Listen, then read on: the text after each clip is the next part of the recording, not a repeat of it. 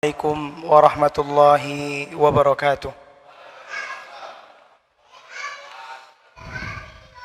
Alhamdulillahi rabbil alamin wa bihi nasta'inu ala umuri dunya waddin. Asyhadu an la ilaha illallah wa asyhadu anna Muhammadan abduhu wa rasuluh. La nabiyya ba'da amma ba'du.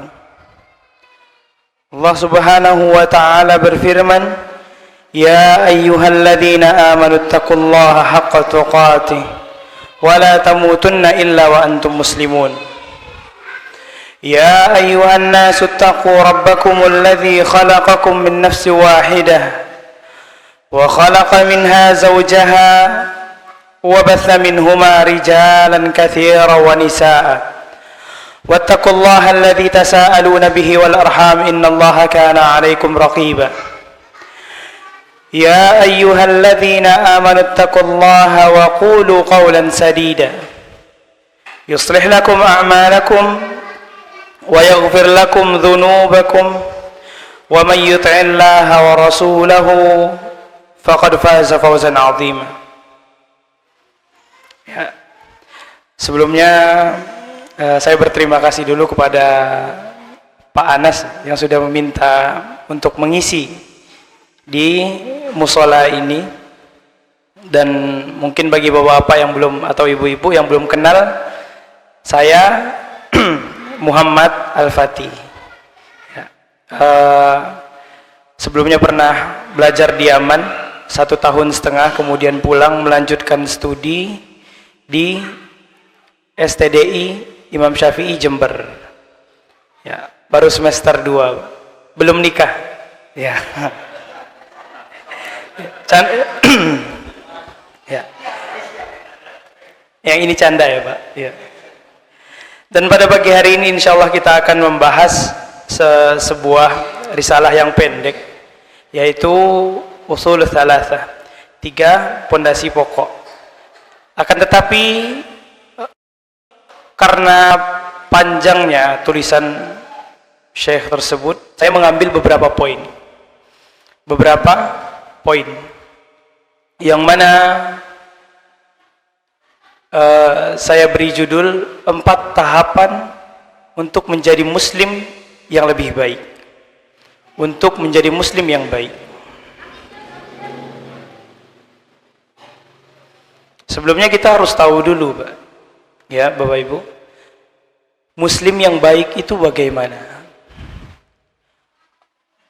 Rasulullah sallallahu alaihi wasallam bersabda, khairun nas anfa'uhum linnas. Sebaik-baik manusia adalah orang yang bermanfaat bagi manusia. Nah, ini adalah orang yang terbaik. Maka bagaimana menjadi orang yang terbaik? Sebelum kita menjadi manusia yang baik, ya Pak, yang memberi manfaat kepada orang lain, maka manfaat yang kita dapat tersebut harus dimulai dari diri kita dahulu. Sebagian orang Pak, dia suka memberi manfaat, share, berbagi faidah, mengirim status WhatsApp yang berisi tentang dakwah, tentang amalan-amalan dan yang lain, akan tapi dia tidak mengamalkan. Ya. Maka ada pepatah Arab itu mengatakan, al-ilmu bila amalin kasyajari bila thamarin. Ilmu yang hanya teori tapi tidak ada pengamalannya bagaikan pohon yang tidak ada buahnya. Ya. Mungkin sebagian bapak-bapak tahu, pohon kalau nggak ada buahnya Pak, ditebang karena nggak berguna gitu. Maka sebagai seorang muslim kita harus tahu tahapan-tahapan untuk menjadi muslim yang baik. Maka di dalam kitab itu disebutkan oleh Syekh, yang pertama adalah al-ilm. Ya. Seorang muslim yang baik wajib menuntut ilmu, karena menuntut ilmu itu wajib Pak. Allah Subhanahu wa ta'ala mewajibkan salat, mewajibkan puasa pada bulan Ramadan, zakat dan yang lainnya. Bagaimana seorang muslim yang tidak tahu akan mengerjakan amalan-amalan wajib tersebut. Tentu dia harus belajar, ya Pak. Dan jangan disangka belajar ini hanya untuk para santri atau para siswa atau bahkan para mahasiswa yang mengambil jurusan agama Islam saja, tidak. Akan tetapi semua elemen di dalam Islam, mulai dari kecil, dari anak kecil sampai orang tua. Bahkan sebagian ulama itu berkata, menuntut ilmu itu minal mahdi, dari buayan, sejak masih kecil. Kita mempunyai orang tua yang baik, orang tua ajarkan, dibacaan Al-Quran, dan juga yang lainnya, ilal lahdi, sampai ketika jasad ini masuk ke dalam kuburan. Seperti itu pentingnya menuntut ilmu. Bahkan sering kita saksikan, ulama-ulama yang besar, asatizah-asatizah yang kita saksikan sekarang, mereka yang sudah bergelar LC, SPDI, doktor, MA, dan yang lainnya, mereka masih melanjutkan untuk belajar terus-menerus. Bagaimana dengan kita yang bodoh ini, Pak? Alangkah pentingnya seorang muslim mengisi waktunya untuk belajar. Kenapa menuntut ilmu adalah tahapan pertama untuk menjadi seorang muslim yang baik? Di dalam sabda Nabi SAW, man salaka tariqan, barang siapa yang meniti suatu jalan, berjalan di atas suatu jalan, yaltamisu fihi ilman, untuk menuntut ilmu, sahalallahu lahu bihi tariqan ilal jannah, maka Allah jamin ini, Pak, Allah akan mudahkan orang tersebut berjalan menuju surga. Kita jarang membaca, Pak, suatu amalan yang jaminannya surga. Di antaranya apa, Pak? Ada yang tahu? Amalan yang jaminannya surga? Haji, surga. Ya. Semuanya ada jaminan surga, memang betul. Tapi kalau kita melihat ke diri kita, berapa banyak dosa yang kita kerjakan tiap hari? Berapa orang yang kita ghibah tiap hari? Ya. Apakah masih bisa pede kita, Pak, dengan sholatnya kita yang bahkan mungkin masbuk, kadang mungkin bolong, ya. Nauzubillah. Nah, ini salah satu jaminan dari Allah Subhanahu wa taala untuk jalan kita menuju surga. Makanya pada zaman dahulu, di zaman-zaman keemasan Islam, setiap orang tua itu sangat bersungguh-sungguh untuk mengajarkan anaknya itu agama, Pak. Dan tidak mesti orang tua yang biasa, kemudian anaknya juga menjadi orang biasa, nggak mesti. Kita ambil contoh Imam Bukhari, Pak, yang mengarang Sahih Al-Bukhari, terkenal. Isinya hadis-hadis sahih semua. Beliau mempunyai seorang bapak yang mana ayahnya itu cuma orang biasa, Pak. Akan tapi apa? Dia masih sering, rajin datang ke majelis taklim. Diceritakan bahwa ayahnya itu ketemu sama Abdullah bin Mubarak, salah seorang ulama. Akan tapi apa? Dari ayah yang biasa saja, ya. Kalau kita lihat, ya, Pak, tentu setiap ayah itu luar biasa di mata anaknya. Ya. Akan tapi melahirkan seorang imam yang besar pada zamannya. Bahkan kitabnya adalah kitab yang paling sahih setelah Al-Quranul Karim. Kitab Sahih Bukhari, imam yang sangat besar, lahir dari ayah yang biasa saja. Nah, maka ini penting juga bagi kita, bagi laki-laki ataupun perempuan, bagi seorang bapak ataupun yang belum menjadi bapak, ataupun bagi seorang ibu, dan juga semua kita. Dijamin bagi Allah surga. Dan juga di dalam sabda yang lain, wa majtama'a qaumun, dan tidaklah suatu kaum berkumpul fi baitin min buyutillah, di dalam rumah dari rumah-rumah Allah. Dan kita pada pagi hari ini berkumpul di salah satu dari rumah-rumah Allah yatluna kitab Allah. Mereka membaca kitab-kitab Allah. Kita sekarang di sini, Pak, membahas ayat-ayat Al-Qur'an, membahas hadis-hadis Nabi. Wa yatadarasunahu bainahum. Dan kemudian mereka saling belajar satu sama lain. Ya. Ini seperti inilah yang dilakukan para Nabi pada zaman dahulu dengan para sahabatnya. Illa nazalat alaihimus sakinah. Datang, turun kepada orang-orang yang berkumpul di dalam masjid tersebut ketenangan. Saya tahu bahwa sebagian kita, sebagian bapak-bapak ataupun ibu-ibu merelakan sedikit waktunya. Sekarang ini hari libur, Pak.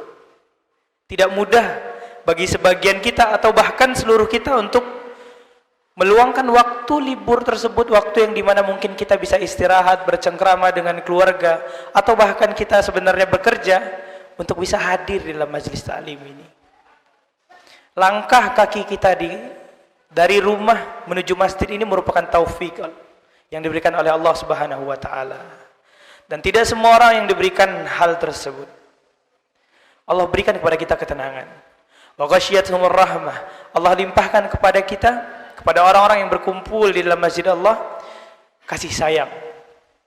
Wa haffat alaihimul malaikah. Malaikat pun menaungi orang-orang tersebut. Wa dzakarahumullahu fi man indah. Dan Allah akan mengingat siapa saja yang berkumpul di dalam rumah-rumahku. Allah akan mengingat orang-orang tersebut. Di mana ingatan tersebut akan menolong kita di hari yang mana hari tersebut tidak bermanfaat lagi harta dan anak-anak, Pak.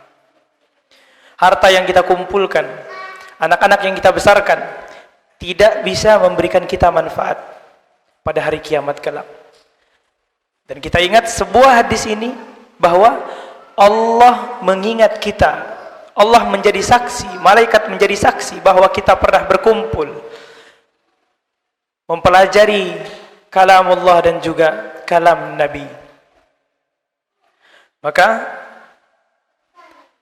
tahapan pertama ini wajib dilalui oleh seluruh kaum muslimin. Tidak peduli itu anak kecil, remaja, ataupun orang tua. Ataupun orang tua. Kalau kita lihat, Pak, dari sisi duniawi saja ya. Negara-negara besar yang di luar itu, Singapura, Jepang, Amerika, Cina, dan yang lainnya, mereka itu negara yang maju, Pak. Dan setiap negara maju itu juga dilihat dari sisi keilmuannya. Ya. Dari sisi keilmuannya. Yang artinya apa? Ilmu itu bisa mengangkat derajat orang.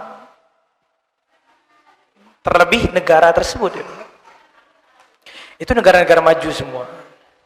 Dan ini baru bicara masalah duniawi, Pak. Akan tapi kita tidak membahas itu pada hari ini. Yang kita bahas adalah ilmu agama. Allah pun mengangkat derajat orang-orang yang mau menuntut ilmu, yaitu ilmu agama. Ya. Allah angkat derajatnya di atas orang-orang beriman saja, dan mereka tidak menuntut ilmu. Apa kata Allah Subhanahu wa taala? Yarfa'illahu alladhina amanu minkum walladhina utul ilma darajat. Allah mengangkat derajat orang-orang yang menuntut ilmu di atas derajat orang-orang yang beriman. Dan begitu pula Allah Subhanahu wa taala mengangkat derajat para nabi dan juga para rasul. Innallaha astafa Adam wa Nuha. Sesungguhnya Allah Subhanahu wa taala memilih Nabi Adam, memilih Nabi Nuh, wa ala Imran 'alal alamin. Dan juga keluarga Imran di antara seluruh manusia. Ya. Nabi-nabi itu dipilih, Pak. Pada zaman itu banyak orang yang hebat, banyak. Akan tetapi tidak semuanya Allah berikan takaran ilmu yang sama. Bahkan Nabi Musa, Pak, pada saat itu, tatkala diberitahu bahwa ada seorang hamba, yang mana hamba tersebut lebih pintar darimu, wahai Musa. Ada yang tahu, Pak, siapa itu? Nabi Khidir, Pak. Kemudian disuruh pergi Nabi Musa untuk mencari Nabi Khidir. Seorang Nabi Musa, seorang Rasul gitu Pak, bisa kalah derajatnya di satu sisi dengan seorang Nabi biasa, itu Nabi Khidir tadi. Sampai dia pergi, akhirnya ketemu. Ya, secara status Nabi Musa ini lebih tinggi Pak daripada Nabi Khidir. Akan tapi pada saat itu statusnya berbeda. Nabi Musa posisinya murid. Dan Nabi Khidir itu posisinya guru pada saat itu.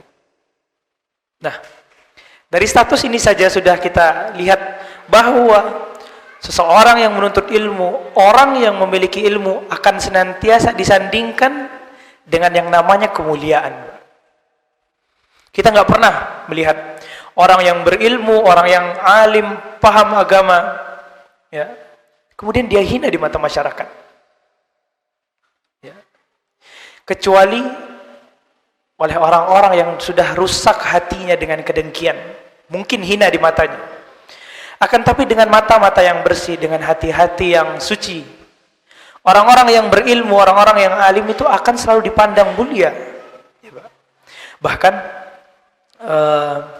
di dalam sebuah syair itu Pak, pada perkataan salah seorang ulama mengatakan, ra'aitul ilma sahibuhu karimu. Aku melihat orang yang memiliki ilmu itu orang mulia semua. Walau waladathu aba'ul li'am. Walaupun mereka dilahirkan dari ayah yang hina. Orang itu alim tidak peduli Pak, ayahnya itu penjahat, ayahnya itu koruptor, ayahnya itu siapa? Terserahlah, orang paling jahat di dunia sekalipun, kalau anaknya itu alim, orang tidak melihat anaknya, bapaknya siapa. Walaupun dilahirkan oleh ayah yang hina sekalipun. Maka kita lihat ilmu itu mensucikan orangnya. Seperti siapa contohnya Pak? Ada salah seorang sahabat namanya Ikrimah. Ikrimah bin Abi Jahal. Bapaknya itu Abu Jahal Pak. Orang paling jahat di zaman Nabi itu. Yang paling benci sama Nabi itu Abu Jahal Pak. Nabi ketika salat di sekitar Ka'bah, salat, kemudian dilihat oleh Abu Jahal yang sedang bahasa kita nongkrong ya Pak. Karena orang dahulu, yang mungkin sampai sekarang juga, sering nongkrong gitu Pak di pinggir jalan. Ada Abu Jahal dengan teman-temannya lagi berkumpul gitu kan. Melihat Nabi salat, mereka pun ingin mengganggu Nabi Muhammad. Ketika Nabi Muhammad sujud, Abu Jahal itu membawa jeroan kambing. Kemudian apa yang dilakukan oleh Abu Jahal tersebut? Diikatkan jeroan tersebut ke leher Nabi Muhammad. Dan kemudian tertawalah mereka. Segitu jahatnya, segitu bencinya dia terhadap Islam. Akan tapi ketika dia melahirkan seorang anak bernama Ikrimah, masuk Islam, dihapuskan segala dosanya dari sebelum Islam, maka Allah angkat derajatnya. Lihat bagaimana contoh. Dan ini sekelas Ikrimah Pak, ya, sekelas Abu Jahal gitu punya anak. Dan kita bukan sekelas Abu Jahal, kita insya Allah orang-orang baik, orang-orang yang lurus. Nah, kemudian dilanjutkan, wa yattabi'unahu fi kulli halin kara'id dha'ni yatba'uhu as-sawam. Orang yang alim ini Pak, orang yang menuntut ilmu, tidak mesti dia ustaz, tidak mesti kiai, tidak mesti gus, tidak mesti syekh atau apapun itu. Dia menuntut ilmu saja, dia paham. Orang-orang itu akan mengikutinya. Ya. Entah dari keluarga kita punya istri dan kita mempunyai ilmu tentang bagaimana berumah tangga yang baik, bagaimana mendidik anak yang baik. Istri kita tuh akan nurut dengan kita. Anak-anak akan nurut dengan kita juga. Lebih-lebih kalau ilmunya lebih besar, orang-orang masyarakat bahkan orang yang sangat jauh sekalipun akan mengikuti kita. Diumpamakan oleh penyair ini seperti seorang pengembala yang lagi mengembala kambing Pak. Saking patuhnya gitu. Ini orang-orang ini Allah berikan ilmu. Falaulal ilmu ma sa'idat rijalun. Dan kalau bukan karena ilmu, Pak, Bu. Kalau bukan karena ilmu, ya. Orang-orang itu tidak akan bisa merasakan kebahagiaan. Enggak bisa, Pak. Kenapa? Wala urifal halal walal haram. Karena tidak diketahui mana yang halal dan mana yang haram. Karena kita sebagai muslim, takaran kebahagiaan kita itu bukan berapa banyak, berapa mewah, seberapa besar, bukan. Tapi dari mana yang halal dan mana yang haram. Sesuatu yang halal sedikit, insya Allah Allah akan berikan berkah. Ya. Apa yang sedikit disyukuri, Allah akan berikan berkah, akan terasa banyak, akan terasa cukup, Pak. Ya. Di pengalaman ya, Pak. Saya waktu di Yaman dulu, kita itu makannya 3 kali sehari kayak biasa. Tapi paginya itu roti, malam roti juga. Jadi siangnya itu makan nasi, Pak. Makan nasi. Kadang lauknya itu kurma. Nasi sama kurma, Pak. Kemudian juga kadang lauknya tomat. Di blender, ditaruh di nasi. Nah, kita makan seperti itu siang. Biasanya seperti itu. Waktu itu emang kalau dilihat ya, Pak, apalagi kalau saya di Indonesia sekarang ini, nggak mungkin rasanya untuk memakan makanan seperti itu. Ya. Akan tapi teman-teman yang belajar juga pada saat itu, kita biasa makan seperti itu. Ya. Karena kita melihat juga guru-guru kita, Pak, yang ngajarin kita, yang kita belajar bersama mereka, mereka pun makannya tidak jauh berbeda dari kita. Jadi kita belajar untuk bagaimana bersyukur itu dengan seperti itu saja. Dan alhamdulillah Allah berikan kesehatan. Ya. Saya selama di sana itu baru sakit sekali, Pak, dengan makanan yang seperti itu. Nah, lihat, ini baru contoh saya ya, Pak. Mungkin bapak-bapak pasti mengalami semua. Kadang hal yang sedikit itu bisa mendatangkan kebahagiaan yang sangat besar. Dapat mendatangkan kekuatan yang dengan kekuatan itu kita bisa mencari lagi yang lebih banyak. Ada sebuah kisah, Pak. Umar bin Abdul Aziz, salah seorang khalifah Abbasiyah, dinasti Islam pada saat itu. Ya. Dinasti Islam itu ada 3 ya, Pak. Ya, kalau kita hitung dari zaman Nabi pertama, Khulafaur Rasyidin, siapa? Dari Abu Bakar, Umar, siapa lagi? Utsman, Ali. Nah, dilanjutkan oleh Hasan ya, Pak. Yang kemudian turun, naik Muawiyah bin Abi Sufyan. Nah, ini yang disebut Bani Umayyah. Sampai beberapa tahun lamanya. Itu namanya dinasti Umayyah. Dan dilanjutkan lagi oleh dinasti Abbasiyah.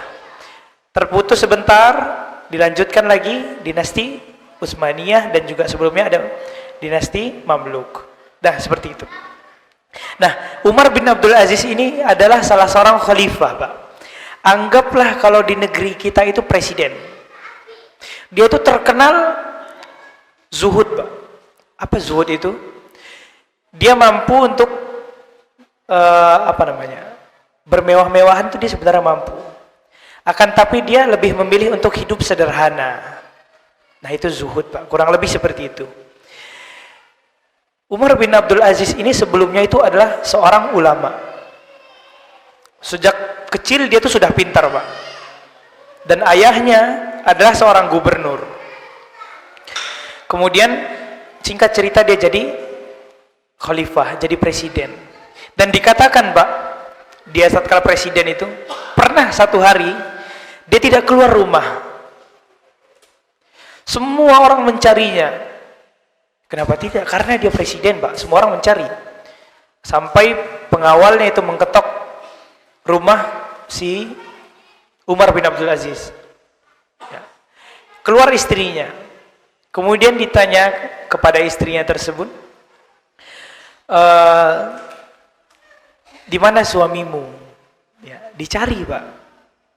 Kemudian istrinya itu mengatakan, Umar itu lagi di rumah, di dalam selimut, tidak pakai baju. Kenapa? Bajunya itu cuma satu helai, Pak. Jadi ketika bajunya itu kotor, dicuci, dia nggak ada baju lagi untuk keluar. Padahal dia saat itu adalah seorang khalifah. Dan di zamannya pula, pada saat itu, serigala tidak pernah memakan hewan ternak. Saking makmurnya, Pak. Dan dikatakan pula pada zaman itu, ditemukan gandum sebesar jempol, satu bijinya. Karena saking makmurnya. Sampai pada saat pembagian zakat, ambil zakat itu pusing, mau membagikan zakat itu kemana? Saking semuanya itu kaya, Pak. Nah, itu Umar bin Abdul Aziz. Tahu Bapak, berapa yang dia wariskan kepada anaknya? Dia cuma mewariskan beberapa dirham. Atau kalau kita rupiahkan mungkin cuma beberapa ratus ribu. Akan tapi apa yang terjadi setelahnya? Dengan warisan yang sedikit ini, Pak, yang tentu itu dari sesuatu yang halal, sesuatu yang berkah, yang dikumpulkan oleh seorang ayah yang beriman dan bertakwa. Anaknya ini jadi orang besar semua, Pak. Ketika ada panggilan jihad, ketika ada kebutuhan yang dimana kebutuhan tersebut dibutuhkan oleh kaum muslimin, anaknya itu bersedekah sampai banyak sekali sedekah, yang artinya anaknya itu sukses semua. Berbeda dengan salah satu kisah yang mana seorang khalifah juga, presiden juga, Pak. Setelah Umar bin Abdul Aziz, singkat cerita, khalifah ini terkenal korupnya, Pak. Sering mengambil harta-harta yang bukan miliknya dan juga yang lainnya, sering membuat kezaliman. Dia mewariskan 1 juta dinar. Ya. 1 juta dinar, kurang lebih 1 dinar itu 4,25 gram emas, Pak. Kalau dirupiahkan, anggaplah 4 juta. Dikali 1 juta, Pak. Nah, nggak tahu saya berapa ya. Banyak, Pak. Diwariskan kepada anak-anaknya. Akan tapi apa yang terjadi setelah orang tuanya mewariskan, orang tuanya wafat? Bagaimana anak tersebut tumbuh? Dikatakan anak-anak dari khalifah tersebut berada di pinggir-pinggir jalan di kota, di ibu kota, sambil meminta-minta. Uang yang banyak tadi habis sudah, Pak. Hilang. Allah cabut keberkahan darinya. Maka sebuah kebahagiaan yang dirasakan oleh seorang muslim itu selalu dilandaskan oleh batasan halal dan batasan yang haram.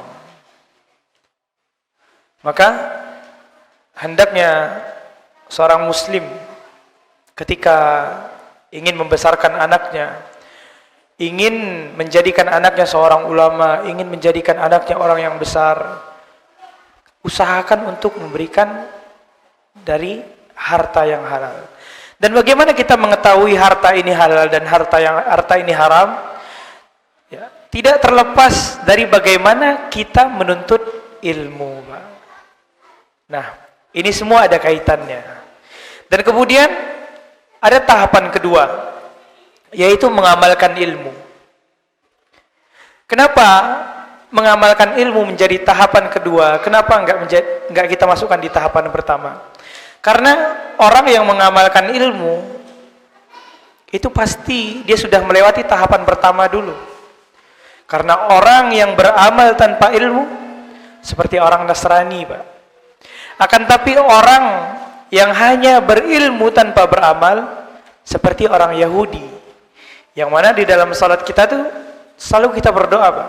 Ihdinas siratal mustaqim, siratal ladzina an'amta 'alaihim, ghairil maghdubi 'alaihim waladdallin. Maghdubi 'alaihim orang-orang Yahudi dan orang-orang yang tersesat adalah orang-orang Nasrani. Maka mengamalkan ilmu yang telah didapat wajib hukumnya, Pak. Kita baru belajar misal sholat 5 waktu itu wajib, kemudian ditinggal. Wah, itu dosanya besar, Pak. Dosanya besar. Bahkan kita sering membaca postingan misal di sosial media yang isinya ilmu gitu, Pak. Kita lewat begitu saja. Kita sudah baca. Dan kemudian datang hari ada amalan tersebut, yang mana amalan tersebut harus kita lakukan. Tidak kita lakukan. Nah, kita bisa terjatuh ke dalam dosa itu, Pak. Kenapa? Karena ketika kita sudah mengetahui ilmu, kita tidak mengamalkannya. Kita tidak mengamalkannya. Maka ada ancaman yang disabdakan oleh Nabi SAW di dalam sebuah hadis, yuja'u birrajuli yawmal qiyamah fayulqa finnar. Datang pada hari kiamat itu, Pak, salah seorang pria dilemparkan ke dalam api neraka. Fatandaliku aktabuh, keluar ususnya. Fayaduru biha finnari kama yadurul himaru birahah. Kemudian orang tersebut berputar-putar, Pak, di dalam neraka itu. Saking tersiksanya. Sebagaimana seekor keledai berputar-putar di penggilingan gandum. Faiztami'u ilaihi ahlun nar. Kemudian orang-orang yang di dalam neraka itu berkata, Pak, berkumpul, bertanya, malak ya fulan? Ya fulan, malak? Kamu kenapa? Ya. Mereka berkumpul. Kenapa mereka berkumpul? Karena mereka mengenali orang ini. Alam ta'mur bil ma'ruf wa tanha 'anil munkar. Bukankah kamu dulu adalah orang yang sering beramar ma'ruf, sering nyuruh kita sholat dulu, sering mengajak kita untuk berpuasa, sering membagikan nasihat-nasihat ke sosial media yang mana nasihat tersebut kami baca. Nah, orang seperti ini, ya Pak, sering memerintah orang untuk sholat, akan tapi dia tidak melakukan. Dia sudah mendengar perintah tentang ini dan itu, akan tapi tidak melakukan. Apa katanya?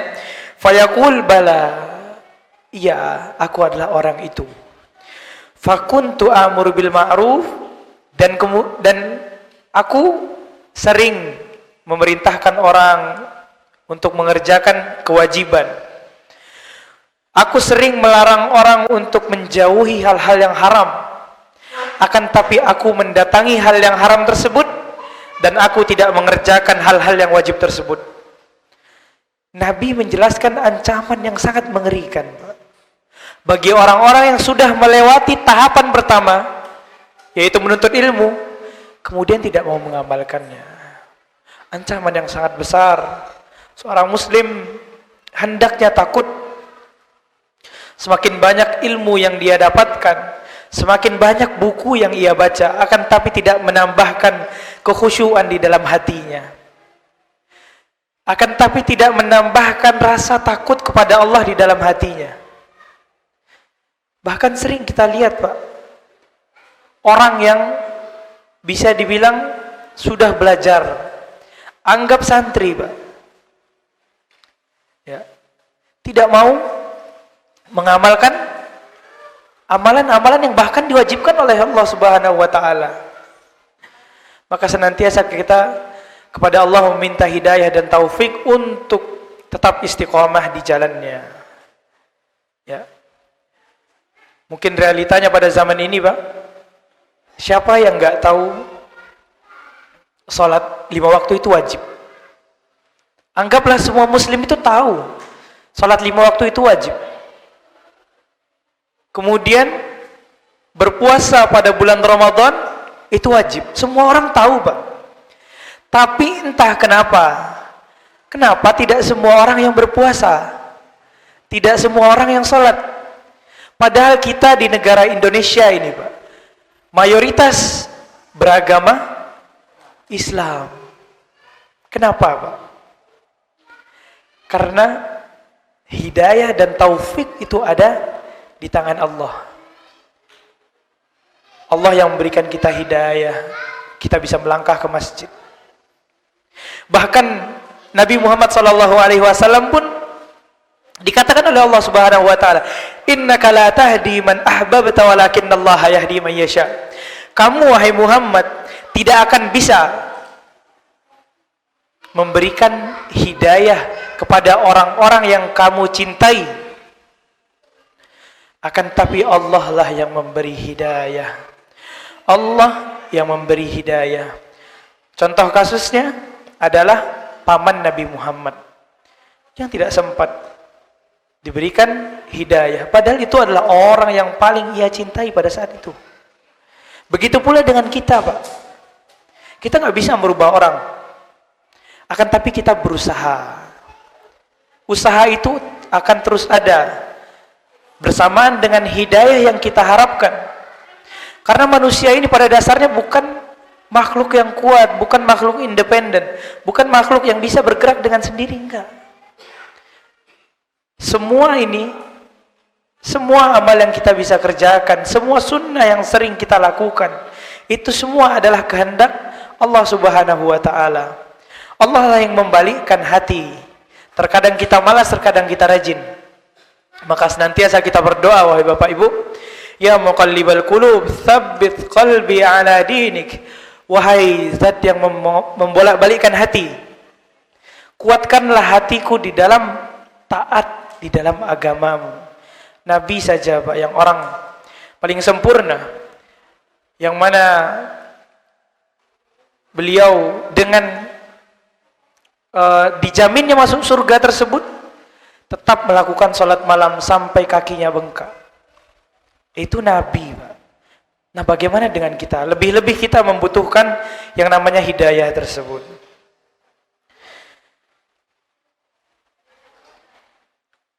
Nah, itu dia tadi hidayah dan taufik. Kemudian ada tahapan ketiga, Pak, yang disebutkan di dalam kitab yang kita pelajari ini, yaitu adalah berdakwah di jalan Allah Subhanahu wa taala. Nah, ini merupakan tahapan yang paling berat. Semua orang bisa menuntut ilmu. Bisa, semua orang bisa menuntut ilmu. Tapi enggak semua orang bisa mengamalkannya. Lebih-lebih lagi bisa mendakwahkannya, itu tidak bisa semua orang. Akan tapi semua orang diberi kesempatan untuk bisa berdakwah. Semua diberi kesempatan untuk bisa berdakwah sesuai dengan kadar kemampuannya. Ya, balik lagi seperti yang tadi, berdakwah, menuntut ilmu ataupun yang lain tidak hanya diwajibkan untuk kalangan-kalangan tertentu, untuk anak-anak ustadz, untuk anak-anak kiai, untuk orang-orang yang hanya paham agama saja. Enggak. Semua orang bisa berdakwah. Seorang suami mendakwahi istrinya untuk menutup aurat, itu bisa dikatakan dakwah. Seorang ayah mendakwahkan anaknya untuk senantiasa sholat di masjid, itu juga bisa dikatakan dakwah. Dan juga seorang ustadz, seorang alim memberikan penjelasan, memberikan ceramah, memberikan khutbah dan yang lainnya, itu pun dikatakan dakwah. Semakin besar jabatannya, semakin besar orang tersebut di dalam masyarakat, semakin besar pula tanggung jawab dakwahnya. Maka setiap muslim itu punya tanggung jawab untuk berdakwah. Wa man ahsanu qawlan mimman da'a ila Allah. Tidak ada lagi kalimat yang paling indah, Pak. Tidak ada lagi seruan yang paling indah kecuali orang-orang yang berdakwah di jalan Allah. Orang-orang yang menyerukan tauhid kepada Allah Subhanahu wa taala. Orang-orang yang menyerukan kebaikan kepada manusia.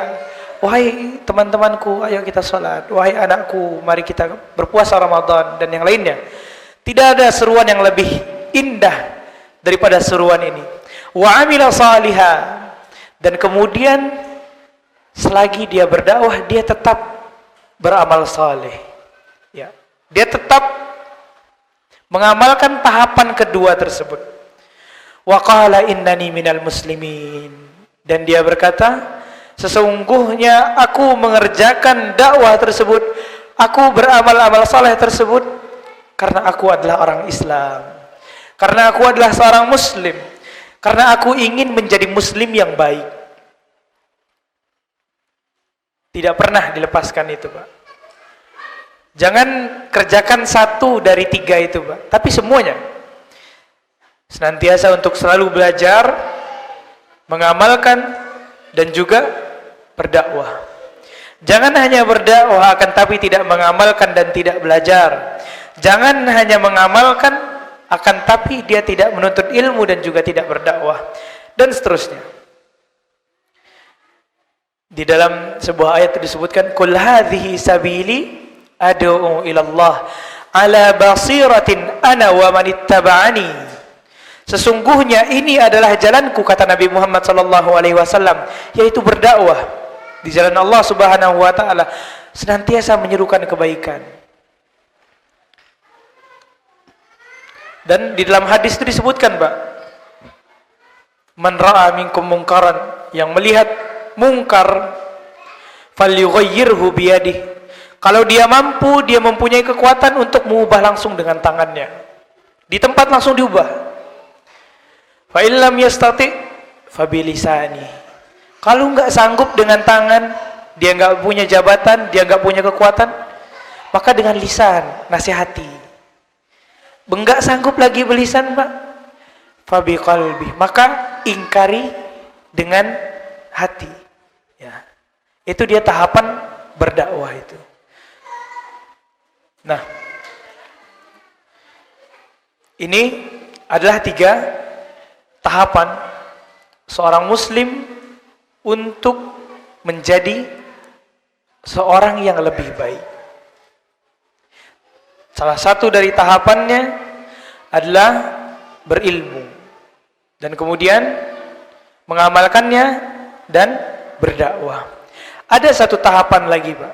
Akan tapi sebenarnya ini tahapan yang berada di 3 tadi yang disebutkan di dalam kitab itu, yaitu bersabar. Nah, bersabar, Pak. Banyak mungkin yang sudah merasakan dia berada di 3 fase tadi, di 3 tahapan tadi. Akan tapi kesabaran tidak bisa dimiliki oleh semua orang. Bahkan cerita pribadi, Pak, banyak teman saya dulu yang mereka pesantren bersama kita, belajar bersama, atau mungkin beberapa orang lebih pintar daripada saya pada saat itu.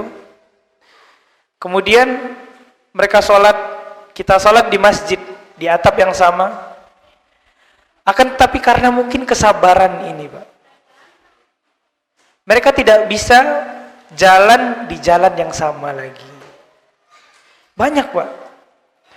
Bahkan coba kita tanyakan kepada ustadz-ustadz kita, berapa banyak dulu temannya waktu mereka belajar di bangku yang sama, di kelas yang sama, di masjid yang sama.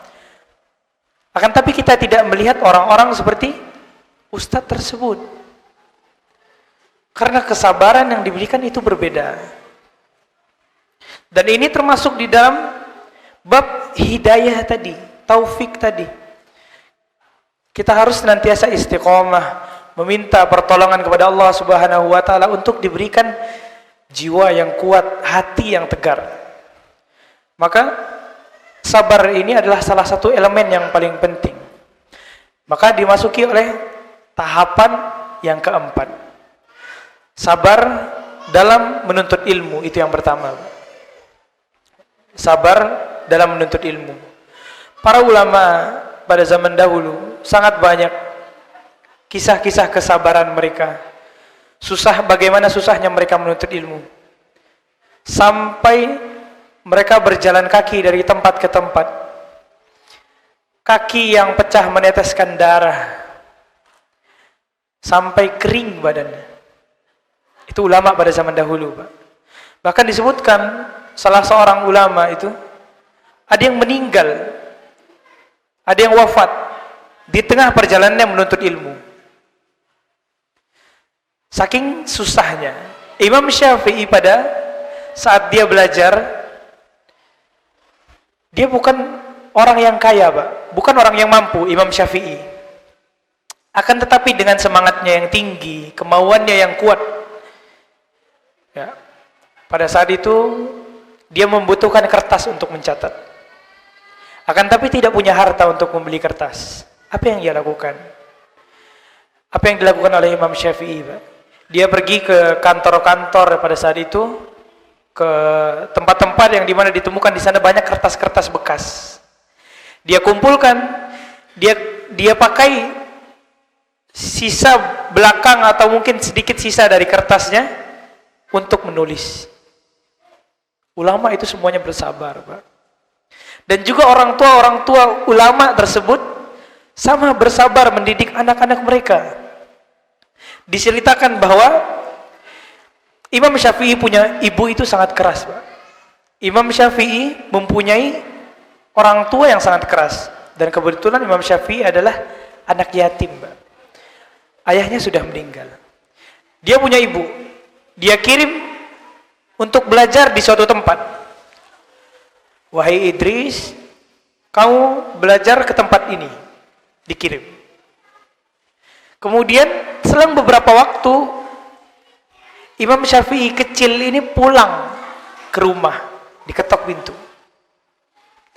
Kemudian apa kata ibunya? Siapa di luar? Kemudian dibilang Idris. Ya, nama Imam Syafi'i itu Idris, Muhammad bin Idris. Ya, Muhammad. Kemudian dikatakan di luar adalah Muhammad. Akan tapi apa kata ibunya? Aku tidak tahu siapa itu. Anakku yang aku tahu, anakku sedang belajar di tempat ini. Pergi lagi, anaknya melanjutkan belajar. Ya. Mungkin berbeda dengan sekarang, ya, Pak. Kadang, ya, saya dulu ngajar itu, sebagian santri lebih cengeng orang tuanya dibandingkan anaknya di sebagian pesantren itu. Ya. Apalagi di hari-hari pertama masuk pesantren, orang tua mengantarkan anaknya. Bukan anaknya yang nangis, Pak, orang tuanya yang nangis. Ya. Tapi itu manusiawi. Perkembangan zaman itu merubah karakteristik manusia. Ya. Tidak ada masalah dengan itu. Nah, kembali lagi, sabar dalam menuntut ilmu salah satu elemen penting untuk menjadi muslim yang baik. Kemudian yang kedua, ada lagi sabar dalam mengamalkan ilmu. Karena ketika orang mengamalkan sesuatu yang bahkan bisa dibilang itu asing di mata masyarakat, itu pasti akan ada celaan. Bukan hanya kadang cobaan itu datang dari orang lain, enggak. Kadang dari diri sendiri juga ada cobaan. Kadang kita malas, kadang mau ngapa-ngapain itu malas, ya. Itu manusiawi. Ya. Akan tapi sabar itulah yang nilai yang tidak semua manusia punya dalam mengamalkan tertentu. Sebagian orang bisa istiqomah untuk mengamalkan sunnah. Sebulan, 2 bulan, 3 bulan, 4 bulan, setahun, 2 tahun. Tiba-tiba dia tak kuat. Kemudian tidak bisa mengamalkannya lagi. Nah, ini sabar seperti inilah, Pak, yang harus kita senantiasa dilatih. Karena kita semua tidak tahu kapan nyawa ini akan dicabut. Akankah nyawa yang ada di dalam diri kita ini akan senantiasa ada ketika kita mengamalkan sunnah? Akan senantiasa ada ketika kita masih berlabel muslim? Ya, tak ada yang tahu. Bisa jadi Allah cabut nyawa kita ketika kita baru keluar dari agama ini. Na'udzubillah min dzalik. Seperti sebuah kisah pada tahun 1900-an kurang lebih itu.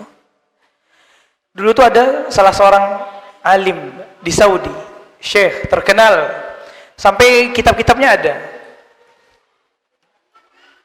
Ulama besar juga pada zaman itu. Akan tetapi beliau terkena fitnah. Dia terkena fitnah yang menjerumuskannya ke dalam kekafiran. Itu seorang ulama, Pak, di Saudi. Coba misalkan nanti mau mencari ceritanya di sosial media, insya Allah ada. Kemudian dia mati dalam keadaan tersebut. Maka hal-hal yang seperti inilah yang harus kita hindari. Dan kemudian sabar yang ketiga adalah sabar di dalam berdakwah. Dan sabar ini adalah sabar yang paling berat di antara 3 tahapan tadi. Karena sabar dalam berdakwah ini bisa digambarkan sebagaimana sabar para nabi dan juga para rasul. Kita bisa lihat bagaimana sabarnya Nabi Nuh ketika berdakwah kepada kaumnya. Diceritakan di sebuah kisah, di kisah Israiliyat, pada saat itu Nabi Nuh sedang membuat kapal, dan di zamannya itu belum ada kapal, Pak. Kemudian dia ditertawai oleh kaumnya. Dan pada suatu hari lewat seorang ayah dan juga seorang anak.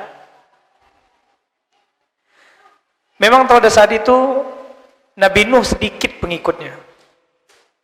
Orang-orang kampung membenci Nabi Nuh. Sampai-sampai kebencian tersebut terwarisi oleh anak kecil tersebut. Kemudian apa yang dilakukan oleh anak kecil tersebut? Dia berkata kepada ayahnya, "Wahai ayahku, berikan aku tongkat." Dia minta tongkat yang ada di tangan ayahnya. Kemudian anak kecil itu datang ke hadapan Nabi Nuh. Dipukulkan tongkat itu ke kepala Nabi Nuh sampai meneteskan darah. Anak kecil. Kebencian yang diwariskan oleh ayahnya. Itu adalah dakwah Nabi Nuh. Kemudian ada lagi dakwahnya Nabi Musa. Bagaimana Nabi Musa dan juga Nabi Harun sabar sekali dengan Fir'aun. Dan dengan kesabaran itu pula, Pak, dengan watak yang Fir'aun miliki, Allah Subhanahu wa taala masih memerintahkan Nabi Musa untuk menyampaikan nasihat dengan kalimat yang lembut. Untuk sekelas orang seperti Fir'aun, Pak, yang berkata, "Ana rabbukumul a'la," aku adalah Tuhan yang paling tinggi. Mungkin di zaman sekarang nggak ada yang berani sampai segitunya, Pak. Aku adalah Tuhan. Siapa ya? Nggak ada yang berani untuk yang mengaku Tuhan sekarang, ya. Yang se-Fir'aun itu tidak ada. Sejahat-jahatnya Fir'aun masih diperintahkan oleh Allah Subhanahu wa taala untuk menasihatinya dengan nasihat yang lembut. Dengan nasihat yang lembut. Nabi Musa sabar. Akan tapi akhirnya turun pertolongan Allah. Ingatlah, Pak, bagi orang-orang yang sabar berdakwah di jalan Allah Subhanahu wa taala, di dalam firman Allah, "La yansurannallahu may yansuruh." Sesungguhnya Allah Subhanahu wa taala pasti akan menolong orang-orang yang menolong agama Allah Subhanahu wa taala. Itu adalah janji dari Allah Subhanahu wa taala. Dan inilah tahapan keempat, tahapan yang paling sulit dari 4 tahapan yang telah disebutkan tadi. Yang pertama yaitu menuntut ilmu dan juga mengamalkannya, berdakwah di jalan Allah, dan juga sabar di atas 3 jalan yang tadi. Apa yang kita dengar pada pagi hari ini menjelang siang, semoga menjadi manfaat bagi kita, menjadi motivasi untuk terus melangkah ke jalan yang lurus, untuk senantiasa untuk melembutkan hati kita untuk senantiasa menyadarkan diri kita bahwa kita ini manusia yang lemah, yang butuh akan bantuan Allah Subhanahu wa taala. Semoga kita dijadikan oleh Allah Subhanahu wa taala dari hamba-hambanya yang mendengar kebaikan kemudian mengikutinya. Ya. Mungkin itu saja yang dapat saya sampaikan, lebih kurangnya saya mohon maaf. Ya.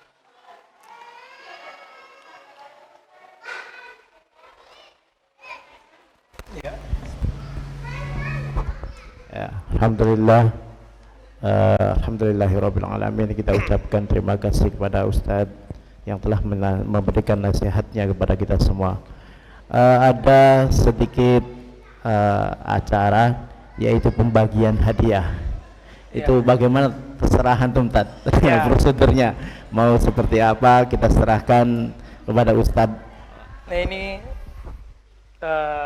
alhamdulillah tadi ibu anak orang tua nitipkan ada buku ya, hadiah.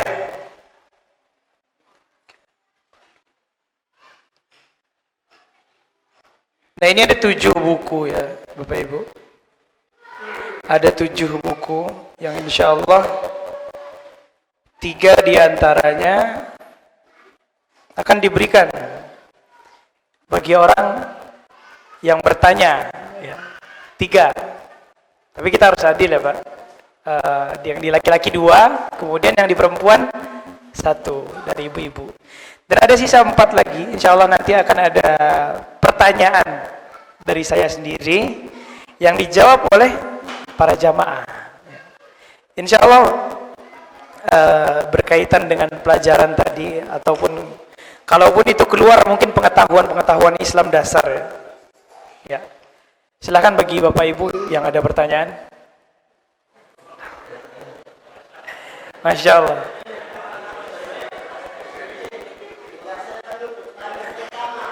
Ya. Coba Bapak. Ya. Assalamualaikum warahmatullahi wabarakatuh.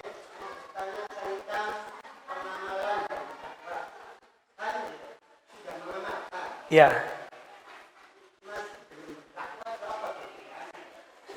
Wah. Itu sebenarnya ya, sudah mengamalkan akan tapi belum berdakwah. Ya. 3 tahapan yang sudah disebutkan tadi tentu adalah tahapan yang dimana seorang muslim itu menjadi lebih baik.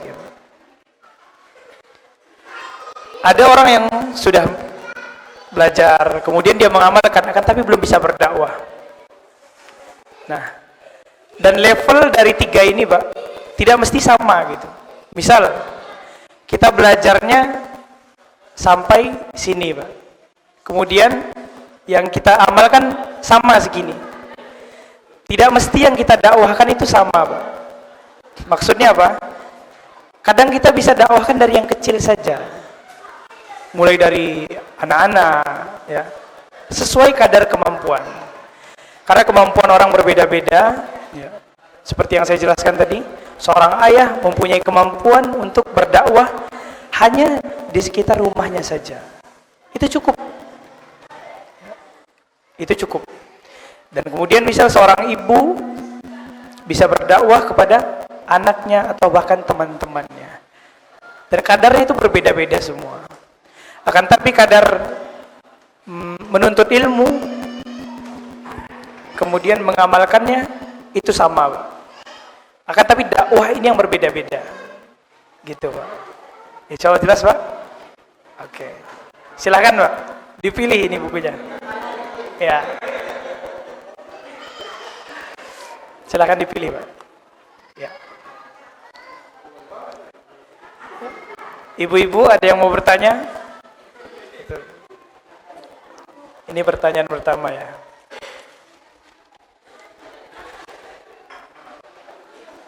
Ya. Assalamualaikum. Waalaikumsalam warahmatullahi. Bagaimana menumbuhkan sifat sabar? Nah, ini pertanyaan dari ibu-ibu. Bagaimana menumbuhkan sifat sabar? sabar ini biasanya muncul karena motivasi, Pak. Ya. Dan motivasi itu muncul dari kita mengetahui, belajar tentang keutamaan tertentu. Misal orang ingin sabar di dalam berdakwah di jalan Allah, maka kita harus belajar apa keutamaan-keutamaannya. Bagaimana para nabi pada zaman dahulu bersabar, ya. Bagaimana para sahabat, bagaimana para tabi'in, bagaimana para guru-guru di sekitar kita bersabar. Karena biasanya sabar ini barometernya kesulitan orang lain